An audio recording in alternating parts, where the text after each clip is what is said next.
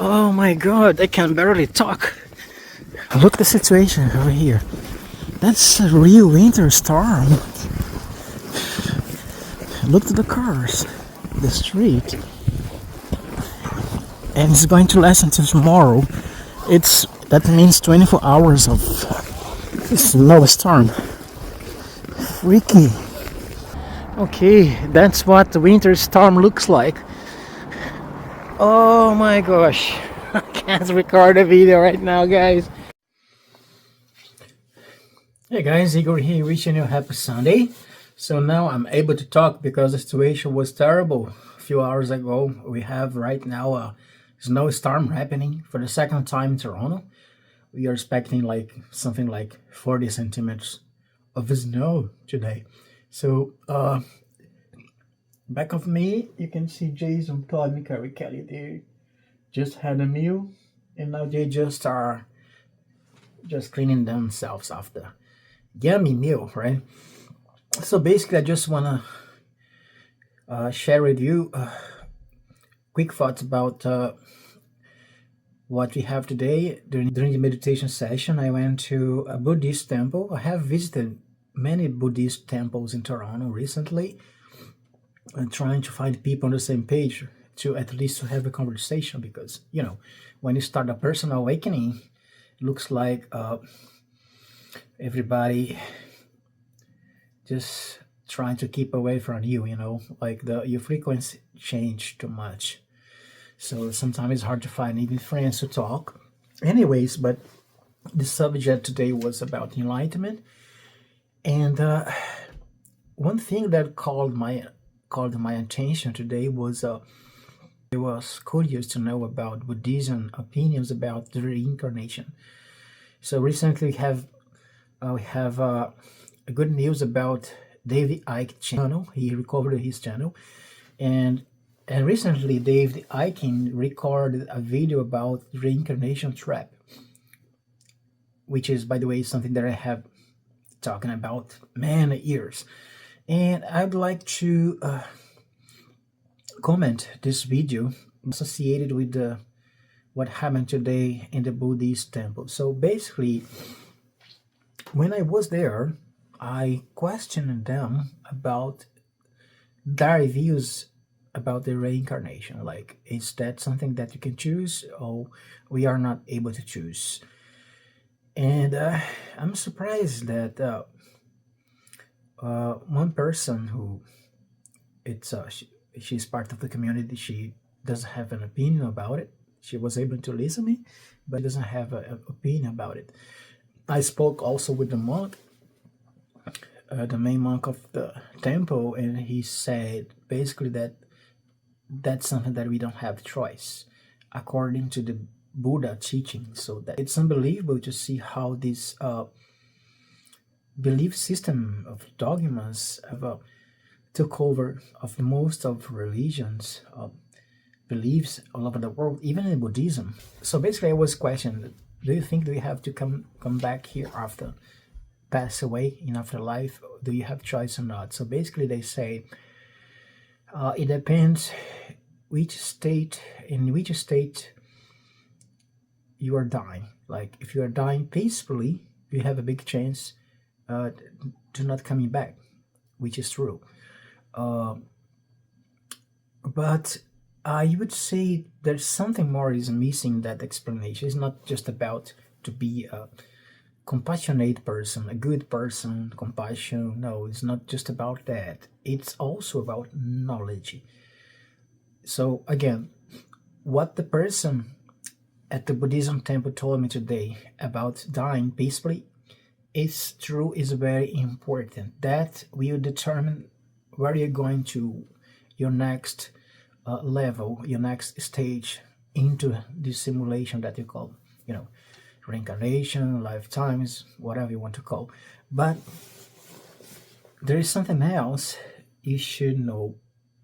It's not just about to be a good person, because again, good and bad are just interpretations of the coming from the both sides of the same coin.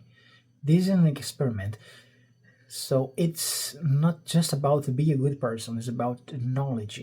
If you have knowledge about the reality after passing away, for example, that you are, for example, that let's suppose that you just passed away and then you wake up in different dimensional level and on the astral plane, maybe fourth, fifth, or sixth dimension, it doesn't matter, and you are a good person. If you don't have knowledge about the reality that you just passed away and you are in living right, you are right there in a spiritual hospital in the astral plane, you can be easily influenced to coming back on that level, depending on what kind of person helping you in that hospital, spiritual hospital. So let's say, for example, you have a person who wants to manipulate you and make you coming back. And on that hospital, that doctor is going to help you. And after that, he's going to show your lifetime review here. And after looking to your mistakes made in life, they will try to convince you to come back. So that's no necessary, actually. They will try to convince you to come back.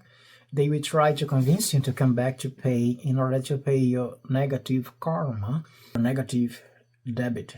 So they cannot force you to coming back, actually, but they can influence you to convince you to coming back by showing your lifetime mistakes made in this life. So that's why you have to be prepared for that.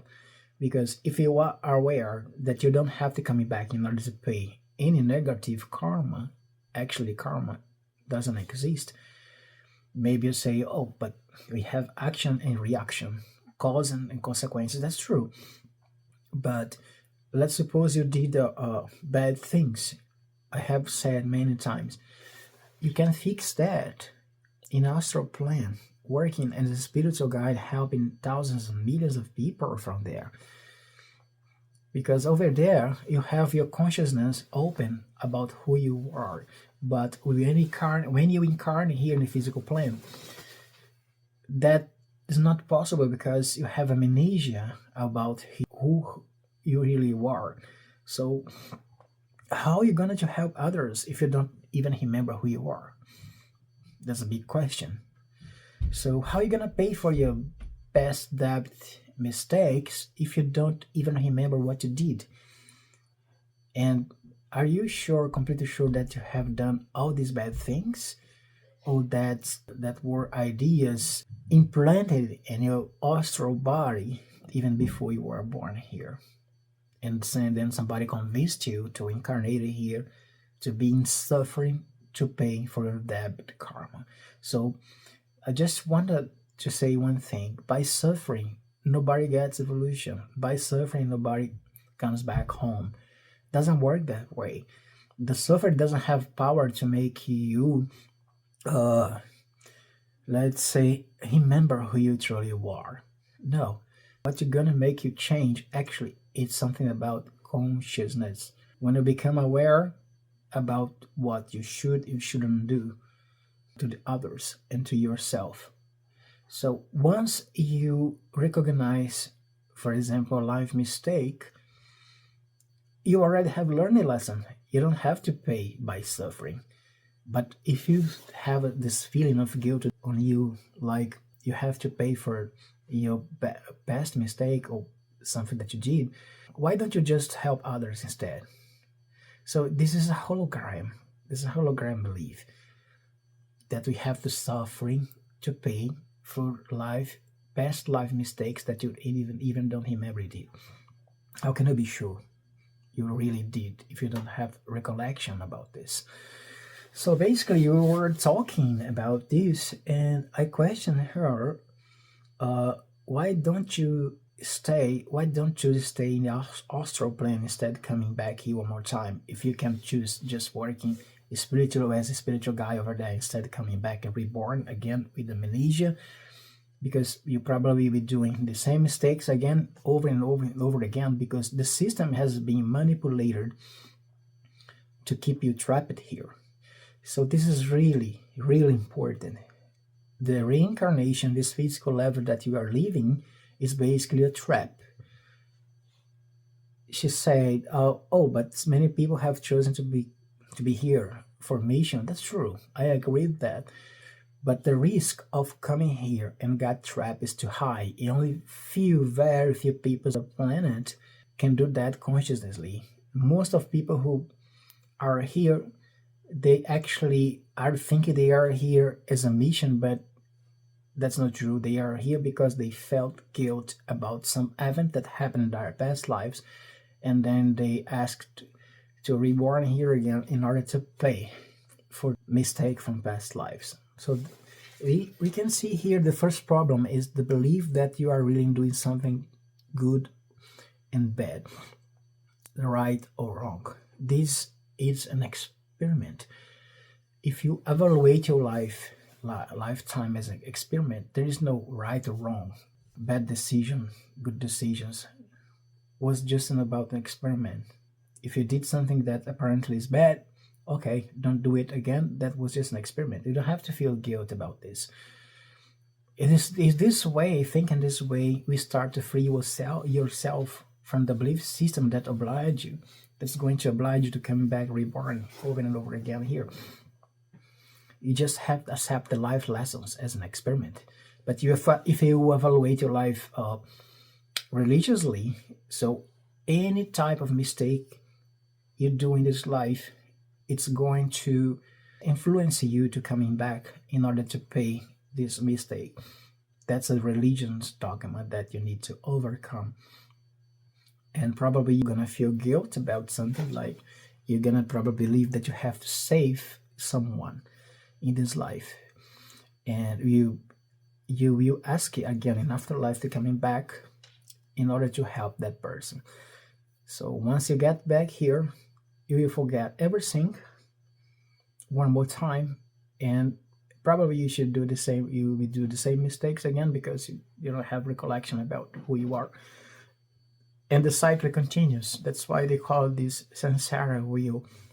So basically, I was talking with one of the people of the community, and I was trying to discuss about this, and she was like, "This is something really new for me." So I don't have opinion about this, but she was able to listen. That's very interesting, in my opinion. And I just think that when the Buddhism say that you have to get ourselves free from the samsara wheel, they are right. You don't have to reborn here, but you have to overcome the feelings of guilt and excessive attachments for the terrestrial life in order to be able to choose this type of big decision in life. But what they don't know, what most of them don't know, including my friend David Icke maybe, is that the reincarnation doesn't happen only here in the third dimension. The phenomenon of the reincarnation happens in the fourth and the fifth and the sixth and the seventh dimension, for example. And even between gaps and even between dimensions in spaces that I call gaps. And I usually call these locations as digital plans of the existence or holographic plans of existence, where people keep going and coming back from there. So right here, so the reincarnation actually is happening in many different levels. And I was trying to explain here basically that our mission is to going back to our I am. Instead of coming back, you can choose maybe to reincarnate in the fourth and the fifth, sixth dimension. And if you have evolution, if you have a high level of consciousness, you may choose not to reincarnate again in any physical form or race. It depends on the level of evolution you had. So basically, I was kind of disappointed to see that these religions dogmas have been infiltrated in so many religions, even in Buddhism, where I remember one of the monks saying that we don't have choice. That's not true. If you have conscience, if you have consciousness, if you are aware of who you are, your stellar origin, your process, you have choice. You can choose to not coming back here anymore, to keep your evolution on other levels and high levels, higher dimensions, or depending on the situation, even to choose to coming back to I am and just becoming energy only, just like before. So that makes me feel sad to realize that, but at the same time, the only way to reconnect ourselves back home is through meditation. And people in Buddhism, they have dedicated their lives to improve the meditation in their personal life. So this is a virtual that they have, and I recognize that. And I recommend you to improve the meditation practice in your life, whether making part of the community, Buddhist community or not, it doesn't matter. If you want to stay at home alone, much better. It's up to you. That's your choice. So that's basically what we discussed in today, and I hope you guys stay safe. If you have any question or comments about this video, about this type of subject, write a comment below this video so I'll be answering your question as soon as I get time. So stay safe, take care of yourself, guys. See you next time.